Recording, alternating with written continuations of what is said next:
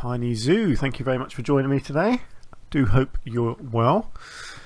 So, where are we up to in the zoo? The last animal we put in was our giant anteaters over here, and they are happy and getting on well. So I decided to go back over this side of the zoo today, and I've already got started on our next animal, and here they are, wallowing in the long grass instead of the mud. We have a family of warthogs, and I'd just like to point out one thing that I love, and it's pigs and warthogs. I think they're amazing. But anyway, from a game point of view, I'm loving that you get the different colours, the different textures. You know, you've got some brown ones, you've got a nice sort of grey one here, darker brown one here. I like that. Little touches like that really make me love this game.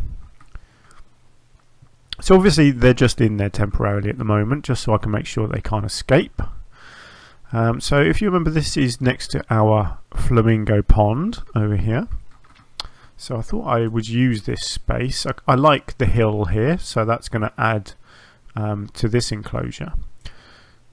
And I've already put in a nice custom fence, as you can see. So we have our entrance here, and then I've gone with these lovely decorated posts all the way around here. There's no need for anything more than this. These pigs are not going to be escaping. They're not going to be leaping over the fence. They're not going to be climbing through it. You know, they're very friendly animals. They probably wouldn't come right over to the fence and let you stroke them. They are a bit shy, because obviously in the wild they're naturally sort of woodland creatures, so they hide out in the woods and don't really have a lot of interaction with people. But in the zoos, they would be fairly used to animals. They would be fairly used to humans, so they certainly wouldn't be scared.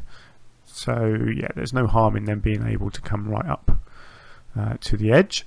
So obviously we've got a large area back here that I've paved as well. So I'm not too sure what I'm going to do in here. Probably some seating in some way along this back edge, I think. But we'll get to that. So that's it for now. So my plan roughly for this is that I want to do, using the height that we have here, the height differential, I want to do some kind of a waterfall system here, leading to some mud baths, and then the water flowing from the mud baths down to an area of water down here. That's my plan. I'm also going to do a shelter that's likely to be either up in this top area here or maybe over in this corner here, and then the rest of it will just be my usual combination of trees and shrubs. Yeah, so that's my plan. So let me go away now and crack on with a bit more, and I will be right back. Then, so just to give you an idea of what I had in mind. So I've put the waterfall pieces in, and then the mud baths. I'd like to get a third mud bath, but you can't overlap them, and you can't have them raised or sunk. They have to have a huge gap between them, unfortunately, so I can only have the two here. And then this water, I love that you can now colour the water. So that's all I've done with this. I've just coloured it brown.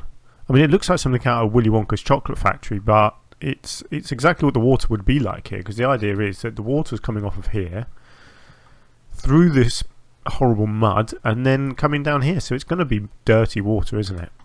And before they added this this water coloration to the game, it wouldn't have looked right, because the water would be looking all clean. Well, clearly that's not going to be the case. So I think that looks really nice, and the pigs obviously don't care. I mean, if they're wallowing in mud, they're not going to care about a bit of dirty water, but as you can see, they do love swimming. They spend most of their time in the water. You can also colour this, so I've coloured the water colour and the water effect colour here. I'm thinking I might change it actually, because it is a little too brown, and in fact what I will do, the idea is that this is sort of artificial water, obviously, so I'm going to have some of my little vents at the back of each of these, and so the water coming out of here should actually be clean. So I'm probably going to change that water back to its original colour, and make it so it only gets dirty after it's gone through the mud. And then obviously all of this is going to be decorated with rocks. So all of this at the back here will all get covered up. and then all around the edge here will be covered. There'll be some rocks allowing the pigs to walk nice and easily up and down from the water. So yeah, that's the plan, but you can see the rough shape of what I'm aiming for there. So let me go away and do some rock work, and I'll be right back. Our waterfalls are looking much more finished now. It really is impressive what you can do with the rocks in this game. There are so many different colours and shapes that you really can constantly come up with a new design, and I think this looks really nice. It looks natural, but at the same time, obviously in a zoo like this, it's probably actually fake. I've put these grates in at the top, and I think they blend in very nicely too. So obviously it gives you that impression that it's sort of an artificial environment, and under here somewhere there'd be all these sort of water pumps. And I've put some of these special effects in as well, the water effect, so it really looks like the water is actually gushing out of these vents. They're tricky to use, these ones. I can't remember which piece that is. It's I think it's called waterfall foam effect or something like that. But the actual effect I've had to put right back here somewhere because it's so strong that if you put it near the front here, it would reach over here somewhere and it would look awful. So yeah, it's sort of the best I can do with it, really. But actually, I think that all looks really nice. I decided not to go with any sort of frothy effect down here because it's going into the mud rather than water. So it's I didn't think it would be splashing too much, and I think it looks absolutely fine just like it is. And these rocks as well that I always put in, these what are they? You know, the faux rocks. I've just put some of those in here, and again, it just makes each one look a little bit different to the others just by sinking them in and turning them differently. So the effect is really simple to achieve, but very effective. Ooh, got a bit of grass poking through there. I don't mind that. And then obviously at the front, again, I've just covered up the edge of the mud bars with these and used these larger rocks here to create a couple of slopes, although as you can see the warthogs just jump up and down the steep bit as opposed to using the custom made slopes that I've made for them. They're not the most intelligent animals, are they? Let's be honest. So there we go. Obviously there will be foliage around these as well. There'll be some trees and some shrubs and stuff, but I'll do most of that at the end. I like to get all the structure in place first. So what I think I'm going to do is build them a shelter, and I think that's going to come over in this corner here. I think this is the obvious spot for a corner.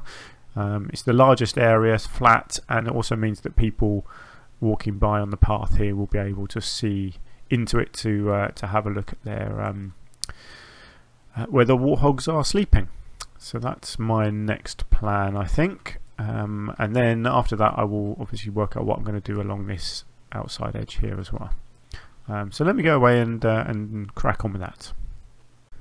Okay, quite a jump. I managed to get a fair bit done. So as you can see, I have built them a shelter. I used these lovely mud pillars. I think they look really nice.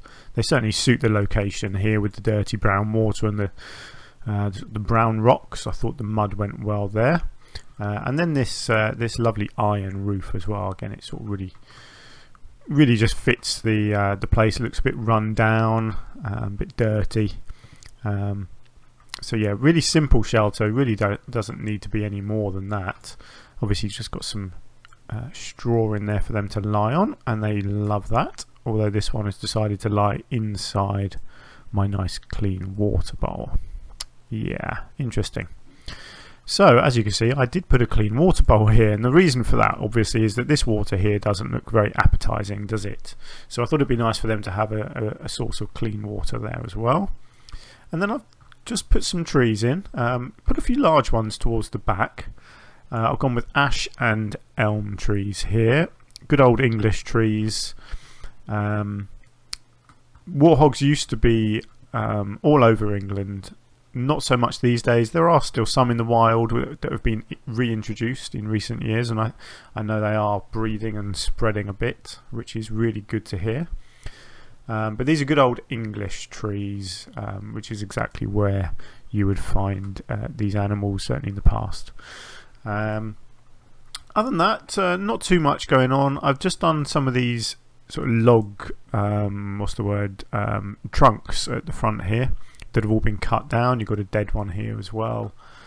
I've done that to make it appear like there used to be obviously full trees here, and they've cut them down. I guess they would have cut them down so that the members of the public could actually see into the enclosure. Personally, I'm not a big fan of that. I don't like to. I don't like the idea of zoos destroying natural habitat just so that the public can see in.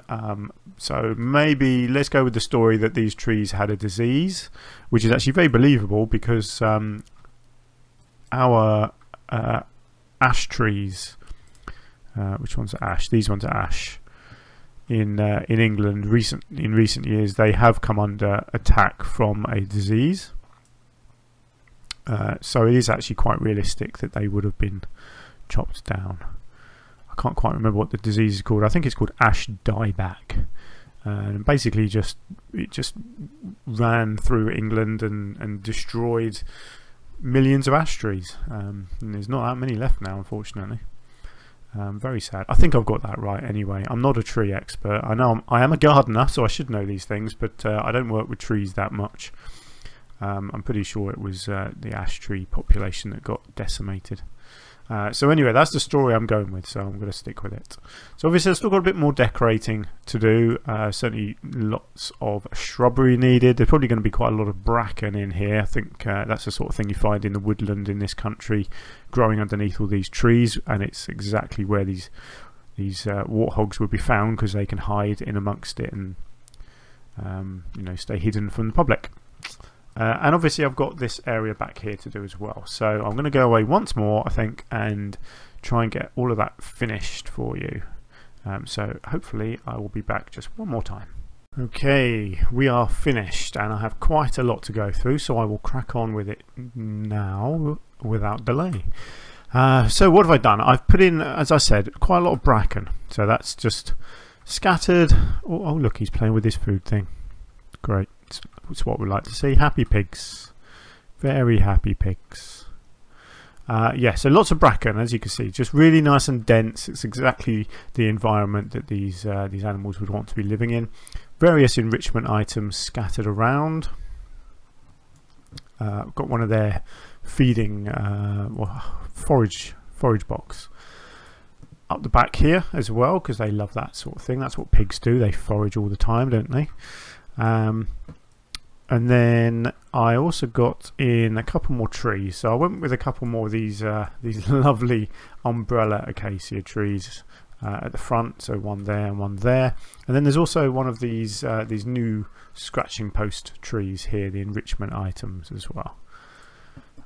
So the enclosure, that was pretty much it. I just put in a small information board here, really simple design. Just doesn't need anything complicated. I tried to keep these things just looking a bit different each time. I think that does the job quite nicely there. A few benches as well, just facing away from the enclosure there. But now the main thing that I have done is back here.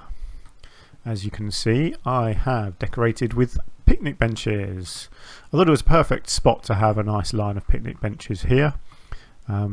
People can bring their packed lunches back here and sit down and watch the pigs while they eat. I put in a couple of these vending machines here and just built a really basic little wooden cover over the top of them there. I quite like that. So I built a nice pergola as well all the way along here, and I've got some wisteria growing up all along it. Also added a couple more of these big planters with these Himalayan birch trees. I think that's the right tree. Let me just check that. Yeah, Himalayan birch, which I love. I've been putting these all over the place, just filling in gaps. You know, just keeping the area looking quite dense and small. Don't want too many big open areas in this zoo. It's meant to be quite cramped. Now, one thing I did have to do is a load of decorating out the front here. And the reason I had to do that is because to get the benches, excuse me, that was my phone going off, do apologise for that, I forgot to put it on silent. To get the benches right at the back here where I wanted them, I had to put some pathing along here, and because of where I've already got pathing, basically it stuck out a little bit beyond the fence here, and there wasn't too much I could do to stop that. I could have moved bits of pathing and you know, played around with it all under here, but I didn't worry about it too much because I thought eventually I'd like to decorate it out here anyway, so I just took the opportunity to get it done. So I just went with a layer of rock and then my usual mix of all my favourite shrubs all the way along here, and a couple of small trees as well. And at some point I will do some more decorating in front of this this tapir exhibit here as well. But yeah, I thought that worked quite nicely there. It looks done, it looks finished, it looks nice. So I'm very happy with that. So there we are. That is our warthog enclosure, and I am very happy with how it's turned out. Oh yes, there's another information board at the top of the hill here as well. As you're walking through this bit by the flamingos, you can kind of see in, but not too much. But if you peer through the nettles, you would be able to get a bit of a glimpse. So I kind of like that it's not not ideal to be viewing it from here, but you get enough of a view that you might go, oh, let's go around this way, let's see them properly, and then you'll come over here, and there they are. So yeah, I think this enclosure's worked out very nicely actually. I'm really happy with it. I think these waterfalls have turned out nice. I have changed the colour of the water with the waterfalls, as you can see. It's much clearer now, and I think it makes them stand out better, but it also really highlights the difference between the clear water up there and the dirty water down the bottom here. So there we go. That is our warthog enclosure, and I'm very, very happy with it, as I usually am. I don't generally show you anything that I'm not happy with. So that is that corner of the park filled in a bit more now. There we go. I hope you've enjoyed it. I hope I've inspired you to build your own warthog enclosure. Please leave me any feedback you want to in the comments. Much appreciated. I really appreciate you watching as well. Hope you had a good day. And hopefully I'll see you in the next one. So until then, bye for now.